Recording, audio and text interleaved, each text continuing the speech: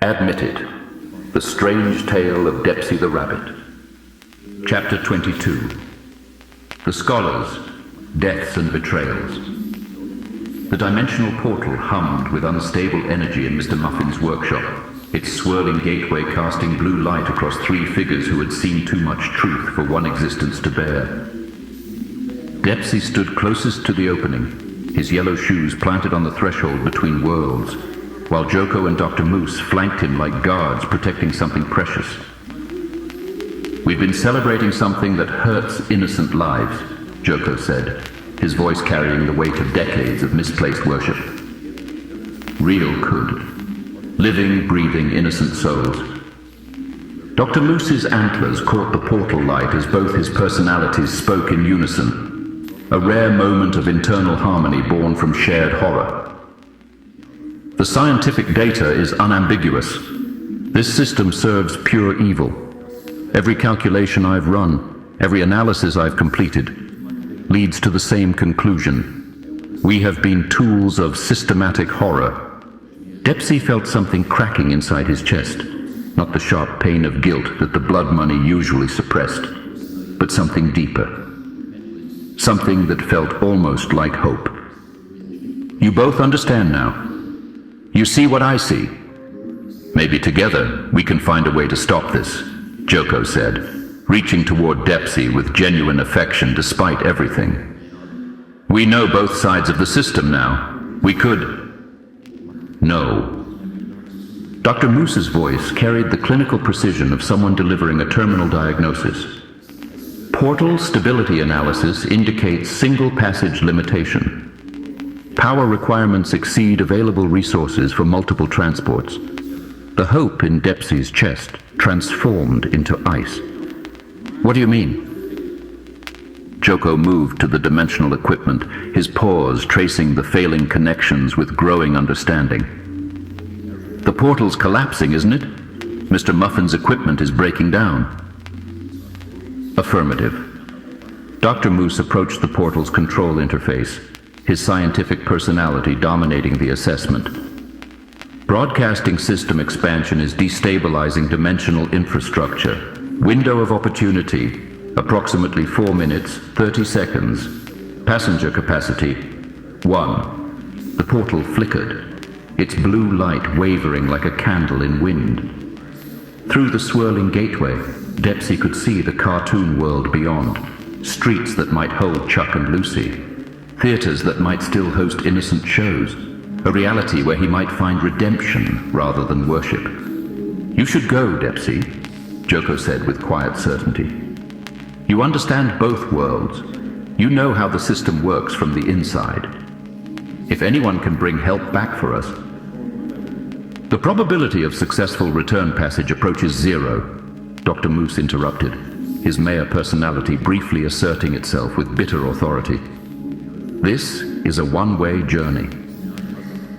Depsey stared at his first victim and his second, both offering him escape while accepting their own imprisonment. 20 years of blood money conditioning screamed at him to take the portal, save himself, worry about consequences later. But something else whispered underneath. A voice he hadn't heard since before the first letter arrived. "These people trust you. Despite everything, they believe you can be better." "I'll document everything we've learned about the system," Dr. Moose said, his scientific side regaining control. "Create detailed records of the corruption mechanisms, the dimensional connections, the exploitation protocols. If rescue becomes possible, the information will be waiting." Joko nodded, his familiar face bright with determination that reminded Depsey of their perfect day at the coast, decades before cosmic horror corrupted everything. "We'll keep working from this side. Build better equipment. Find other ways to bridge dimensions.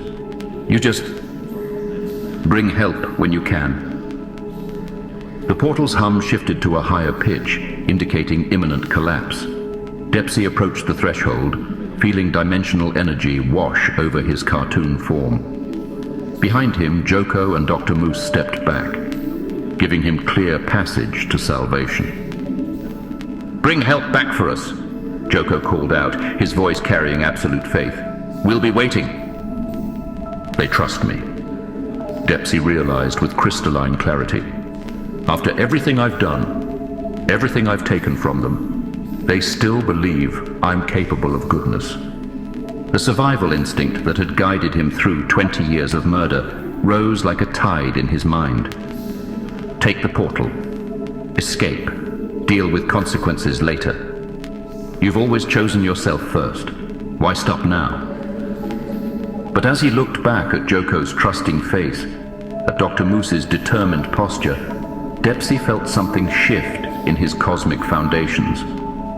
For the first time since the blood money began flowing, he experienced genuine remorse instead of guilt management. Not the sharp pain of getting caught, but the deep ache of understanding exactly what his choices cost.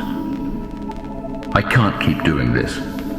I can't keep betraying people who believe in me. Depsey stepped through the portal and closed it behind him. "Depsey!" Joko's voice carried through the collapsing gateway, hurt replacing trust in real time. We thought you understood." The portal's blue light contracted to a pinpoint, carrying their final words across dimensional space. "We believed you were different now." Then silence. The cartoon world stretched before him, but it felt alien now, a stage set for horrors he'd helped design. Time to tear down the scenery and face the audience. Outside Dr. Dinglegreen's surgical facility, 3 desperate investigations converged in the shadow of broadcasting towers that hummed with malevolent purpose. Chuck and Lucy approached from the east, their search for Depsey having led them through every corner of the cartoon world's darkening landscape. Detective Bones emerged from an official vehicle, his badge catching the harsh light of enhancement center signs, while Professor Gosling hurried up the front steps with academic urgency that suggested breakthrough discoveries. "Detective Bones?" Chuck called out, recognizing the skeleton's distinctive silhouette. "What are you doing here?" "Going rogue," the detective replied with grim satisfaction. "Captain Drumstick left me no choice but to confront this corruption directly. Dr. Dinglegreen has answers, and I intend to extract them through official interrogation." Professor Gosling paused at the facility's entrance, his academic robes rustling with nervous energy. "I've discovered disturbing applications of my broadcasting theories," he announced to the assembled group. "Dr. Dinglegreen has been using my research for purposes I never intended. I demand an explanation." Lucy looked between the 3 investigators with growing unease. "Maybe we shouldn't all confront him at once. This feels like a trap," Chuck finished, but his scientific curiosity overrode his caution. "But we all need answers. Detective Bones needs them for his investigation. Professor Gosling needs them for his research, and we need them to find Depsey." Detective Bones adjusted his badge with official authority. "I'm conducting a formal interrogation regarding multiple homicides and systematic corruption. You can serve as witnesses." The facility's doors opened with mechanical precision, revealing corridors that stretched deeper than the building's exterior dimensions suggested. Enhancement equipment lined the walls, devices that pulsed with their own inner light, surgical instruments that seemed to move when not directly observed, monitoring screens that displayed readings for patients who weren't visible.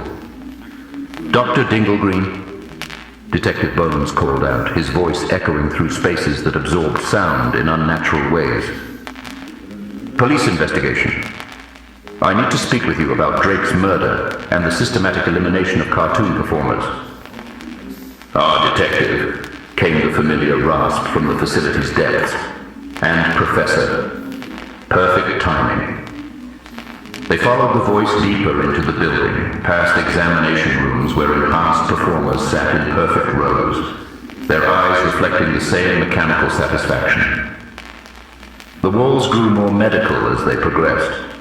Sterile white surfaces interrupted by observation windows that looked into spaces filled with impossible equipment.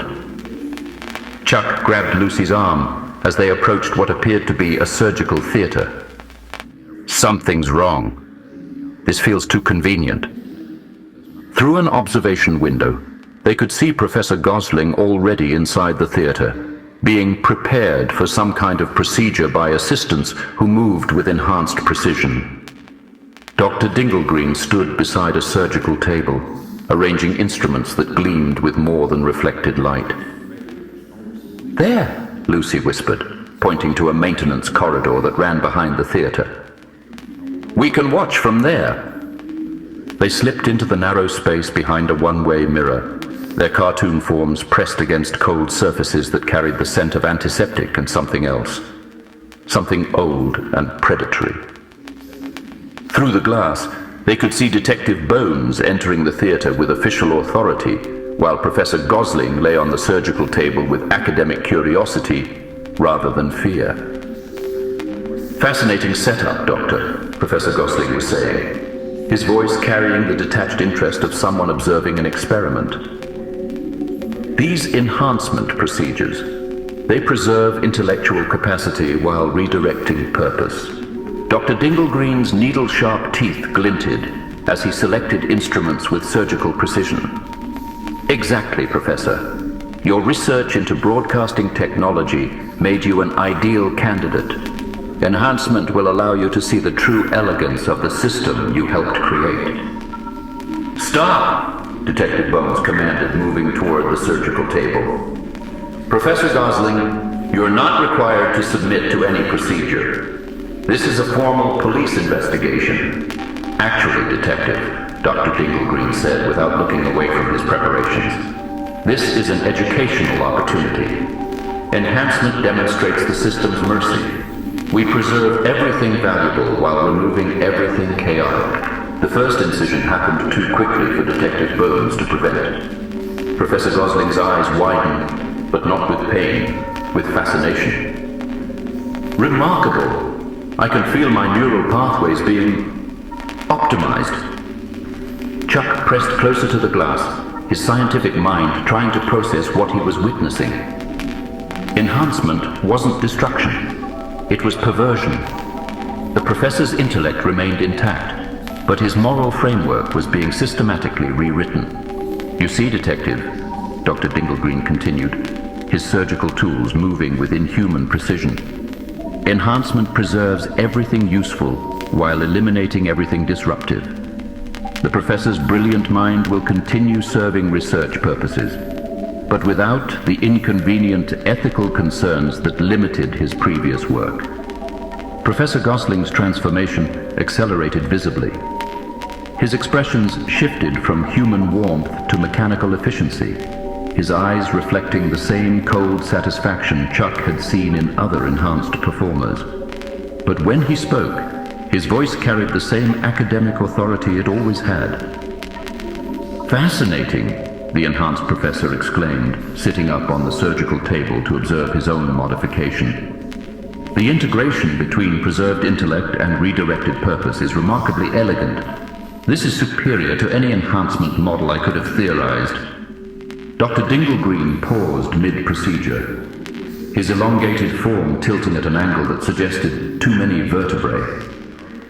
His head turned slowly, scanning the theater with supernatural awareness that made Chuck's cartoon physics crawl with terror.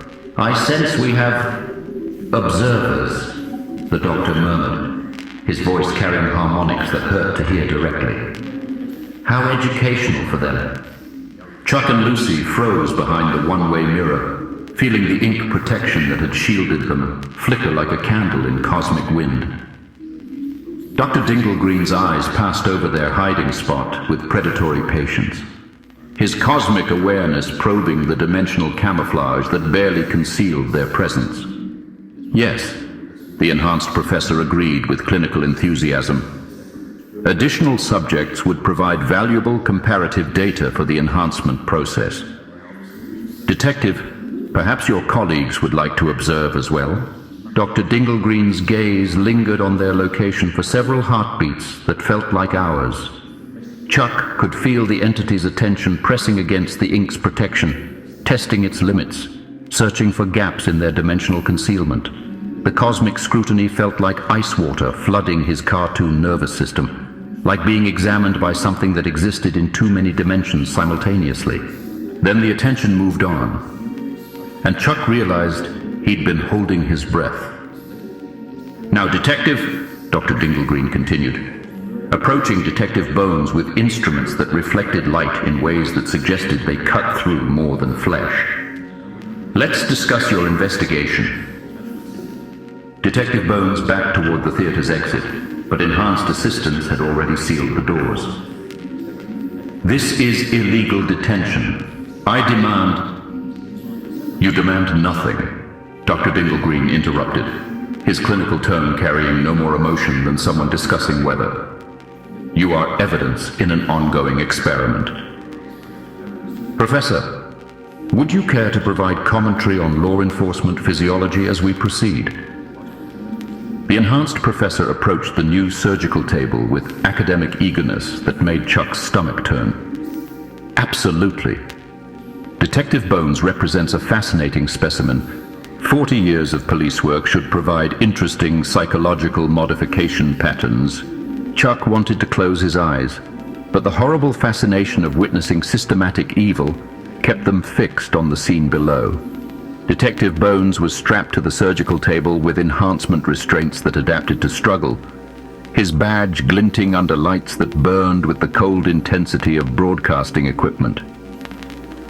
"Notice how cartoon law enforcement physiology differs from academic anatomy," Dr. Dinglegreen explained to his enhanced assistant, selecting tools with the casual efficiency of someone performing routine maintenance.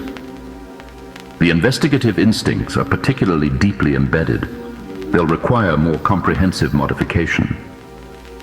Detective Bones maintained his professional dignity even facing dissection. "Someone will stop this. There are other officers, other investigators." "Unlikely," the enhanced professor interjected with clinical certainty. "The system demonstrates remarkable efficiency in neutralizing threats. Your Captain Drumstick has already been briefed on your departure from rational behavior."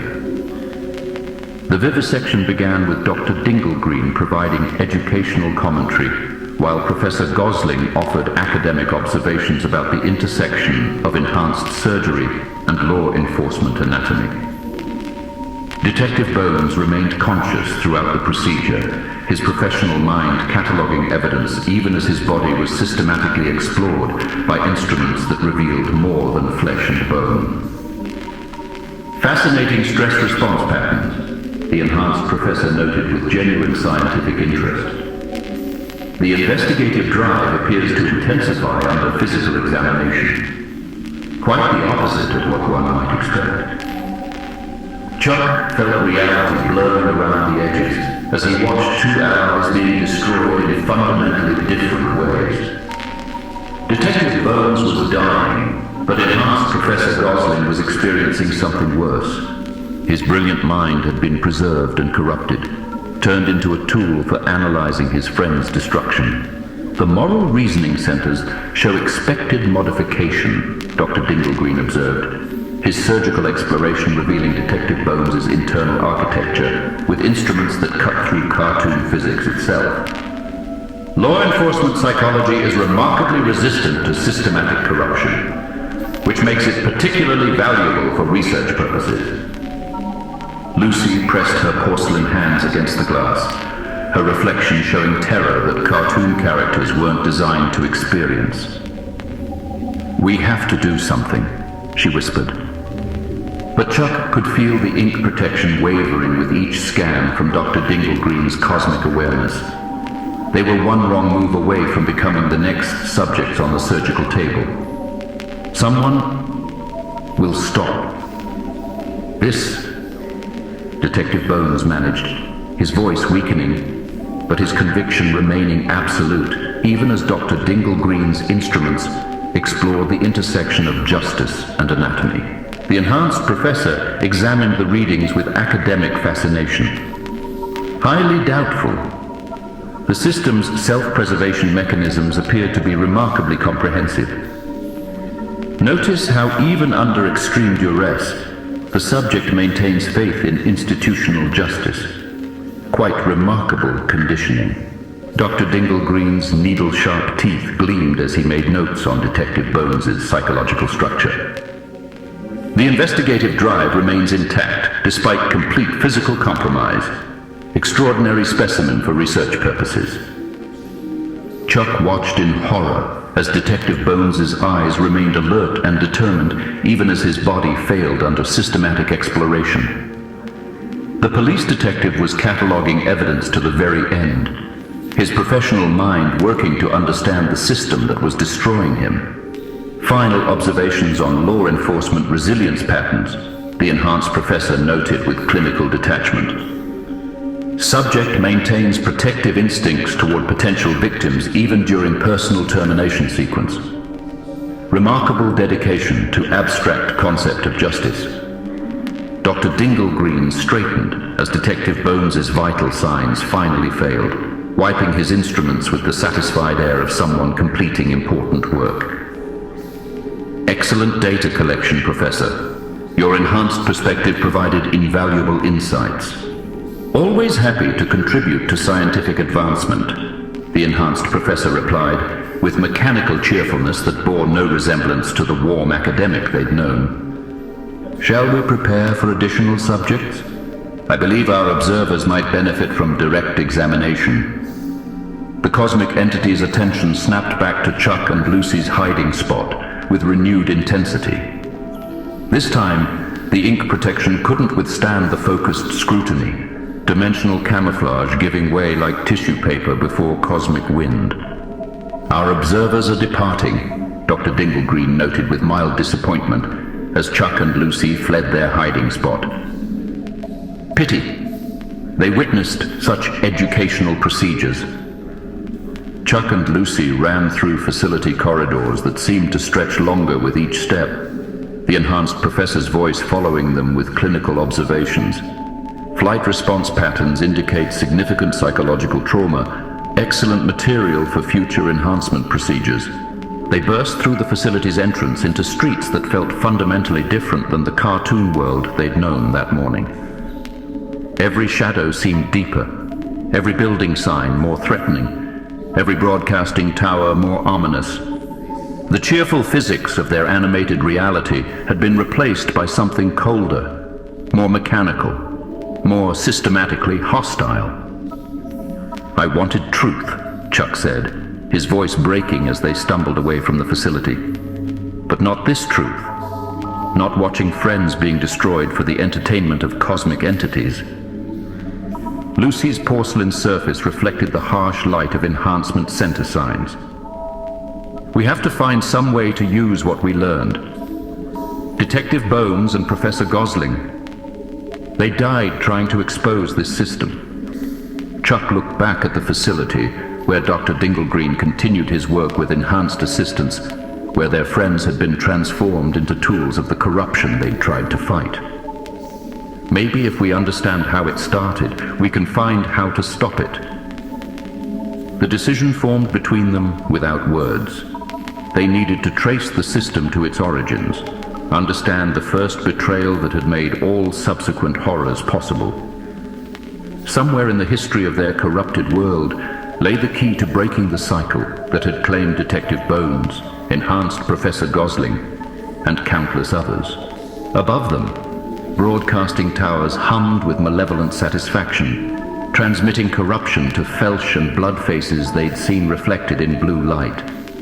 The night stretched ahead, filled with the promise of more horrors to uncover, but also with the possibility, however remote, of finding truth that could serve justice instead of evil.